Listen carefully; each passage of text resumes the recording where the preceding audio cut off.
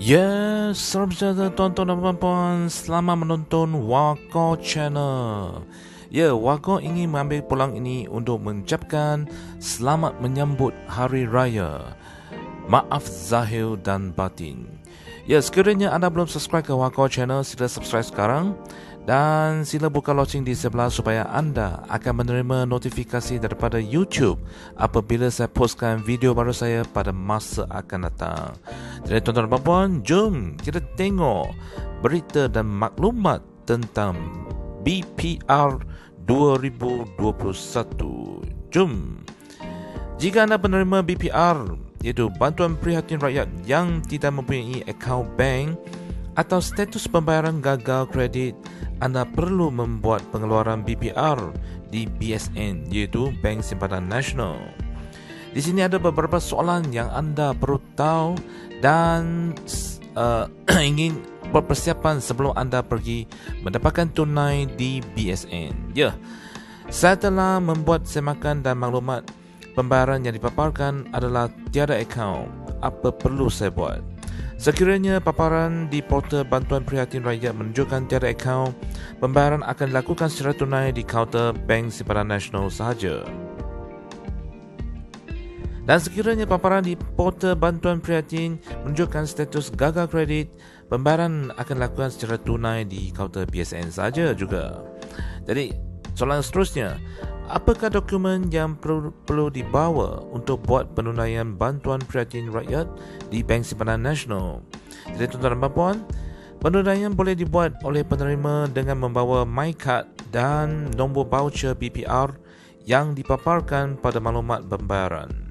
Seterusnya, bagaimana mahu buat semakan dan dapatkan nombor voucher? Semakan nombor siri boleh dibuat di portal Bantuan Prihatin Rakyat, iaitu https bpr.hasil.gov.my. Saya ulangi, https bpr.hasil.gov.my. Soalan seterusnya, bilakah tarikh yang dibenarkan untuk membuat pengeluaran BPR di BSN di kaunter bank? Ya, tuan-tuan dan puan, ambil perhatian. Duit BPR boleh diambil atau penunaian boleh dibuat di mana-mana kaunter BSN mulai 17 Mei 2021. Ya, start mula 17 Mei 2021.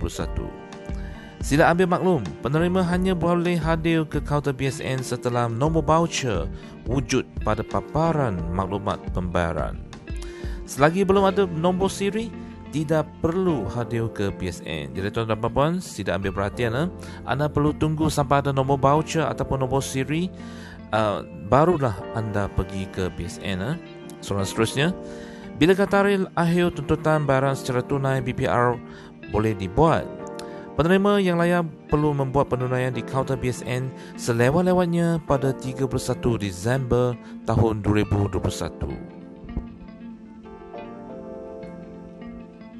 Jom kita tahu soalan yang seterusnya.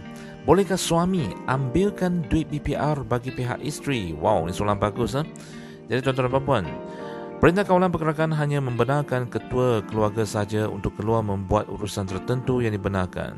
Justru, dalam situasi sebegini, suami dibenarkan untuk hadir ke BSN semasa tempoh PKP bagi membuat pengeluaran BPR di BSN berdasarkan prosedur di BSN.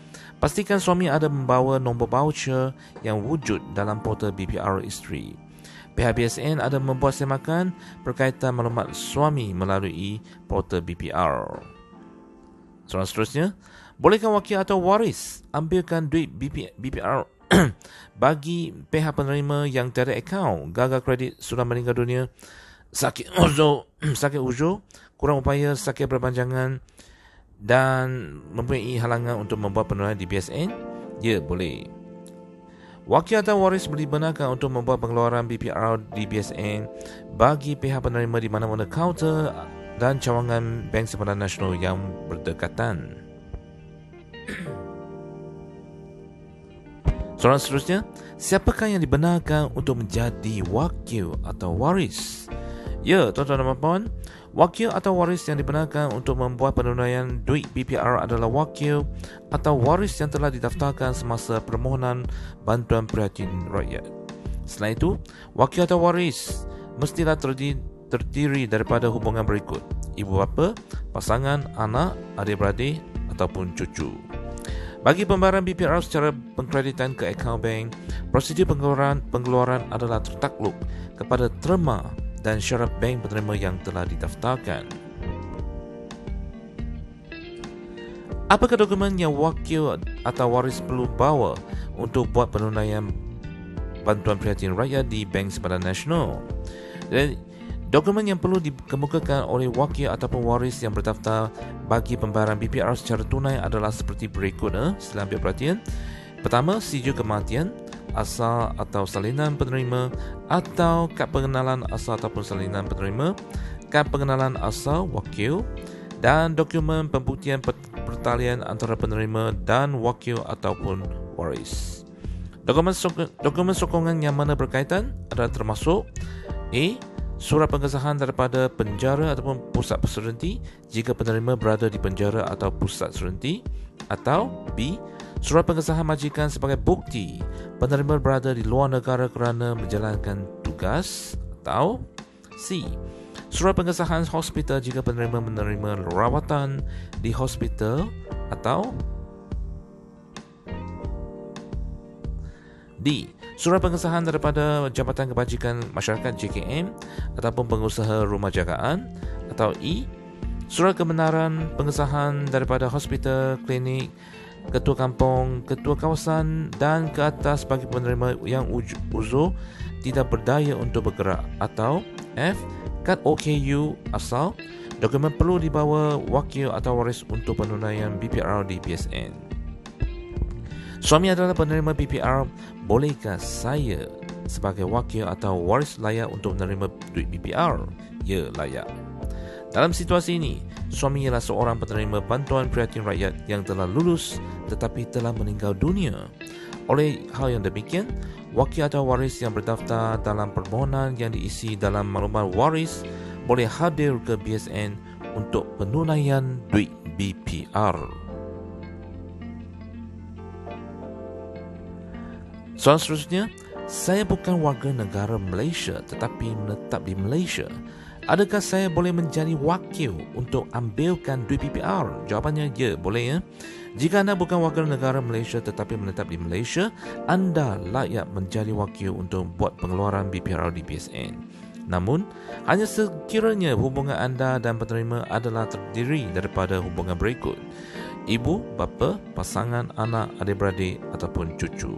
Soalan seterusnya, adakah wakil atau waris dibenarkan membuat penunaian bagi penerima yang sakit, uzur atau merupakan warga emas yang tidak boleh berjalan dan menghadirkan diri ke BSN? Ya, boleh. Wakil atau waris yang berdaftar boleh hadir ke BSN untuk membuat penunaian dengan membawa bersama dokumen yang berkaitan. Sila rujuk senarai dokumen yang perlu dibawa untuk pengesahan. Soalan seterusnya, adakah wakil ataupun waris dibenarkan membuat penunaian bagi penerima bujang? Ya, boleh. Namun, dengan syarat penerima bujang ini tidak mempunyai wakil atau waris yang didaftarkan semasa permohonan. Mana-mana wakil yang dimohon oleh penerima untuk membuat penunaian bagi pihak bujang boleh membuat penunaian di mana-mana kaunter BSN mengikut prosedur di BSN. Wakil atau waris perlu mengemukakan dokumen berikut: kad pengenalan asal penerima BPR. Soalan seterusnya, adakah wakil atau waris dibenarkan membuat penunaian bagi penerima OKU? Ya, boleh. Namun, dengan syarat penerima OKU ini tidak mempunyai wakil atau waris yang didaftarkan semasa permohonan. Mana-mana wakil yang dimohon oleh penerima untuk membuat penunaian bagi pihak OKU boleh membuat penunaian di mana-mana kaunter BSN mengikut prosedur di BSN. Wakil atau waris perlu mengemukakan dokumen berikut, iaitu kad pengenalan OKU asal dan kad OKU asal penerima BPR. Ya, tuan-tuan dan puan, sekian sajalah maklumat tentang BPR 2021 ini, dan saya harap jika video ini anda rasa rakan dan saudara anda perlu tahu, sila sebarkan kepada mereka. Untuk ini, kita jumpa lagi pada video yang akan datang. Sekian, terima kasih. Jumpa lagi.